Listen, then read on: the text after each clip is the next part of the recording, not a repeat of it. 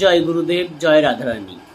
আজকের আলোচ্য বিষয় পানিহাটিতে যে চিরাদদী মহোৎসব হয় এই প্রসঙ্গে নিয়ে।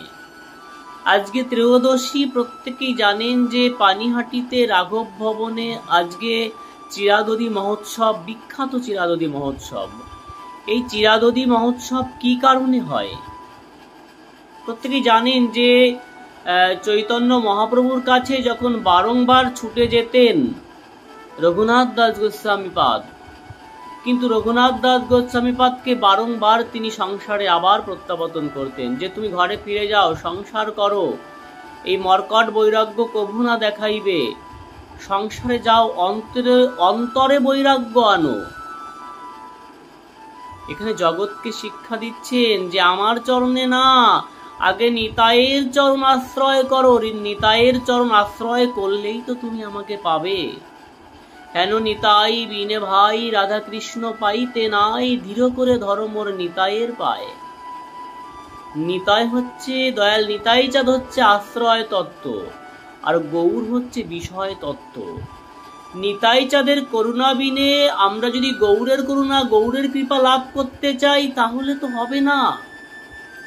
প্রথমে নিতাইয়ের করুণা, নিতাই যদি কৃপা করুণা করেন তবেই তুমি গৌরকে পাবে, আর গৌরের কৃপা প্রেম পেলেই তুমি ব্রজের যুগল উপাসনা পাবে। তাই রঘুনাথ দাস গোস্বামীপাদ ছুটে গেলেন নিতাইয়ের চরণে। খবর পেলেন তিনি রাঘব ভবনে এসেছেন, ছুটে গেলেন নিতাইয়ের চরণে, সাষ্টাঙ্গে দণ্ডবাদ প্রণাম করলেন। নিতাই চাঁদ মস্তকে পা দুখানি রেখে বললেন, রে রে রে চোরা, আজকে তোমার দণ্ড দেব। কেন চোর বললেন? ওই যে নিতাইকে বাদ দিয়ে গৌরকে লাভ করতে গেছেন, তার কারণেই চোর বলেছেন। কি সম্পদ চুরি করেছে নিতাইয়ের? ওগো তোমরা জানো না, গৌরের মূল, নিতাইয়ের মূল সম্পদই হচ্ছেন গৌর। আর সেই নিতাইকে বাদ রেখে, বেদি রেখে কি করে গৌরের চরণ পাওয়া যায়? এটা কখনোই সম্ভব। তাই নিতাই চাঁদ বলছেন, রে রে চোরা এসেছে। অন্যায়ের সাজা কি হবে? দণ্ড মহোৎসব হবে। দণ্ড মহোৎসব কি? আমাদের সমস্ত পার্শ্বগণকে তুমি চিরাদদী মহোৎসব করাও, উৎসব করাও।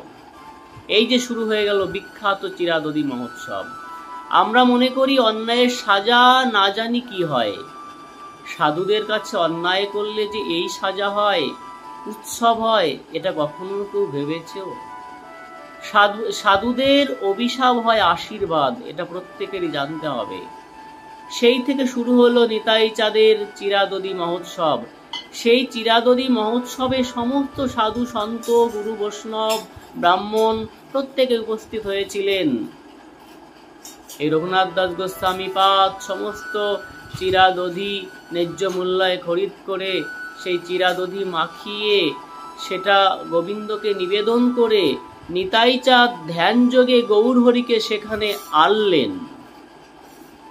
দেখেন, নিতাই চাঁদ ধ্যান যোগে গৌর হরিকে রাঘব ভবনে আনলেন। এ কি সাধারণ কোনো বিষয়? একবার চিন্তা করেছেন? একবার চিন্তন করে দেখেছেন? নিতাইয়ের করুণা ভিন্ন কখনোই গৌর কৃপা পাওয়া যাবে না, সাক্ষাৎ তার প্রমাণ দিচ্ছেন দয়াল নিতাই চাঁদ। সেখান থেকেই শুরু হলো রাঘব ভবনে এই চিরাদদী মহোৎসব।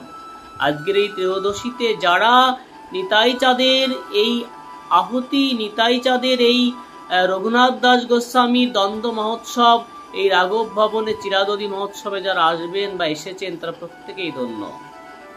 সবাই ভালো থাকুন, সুস্থ থাকুন, সবাই গুরুর কৃপা লাভ করুন। জয় গুরুদেব, জয় রাধারানী।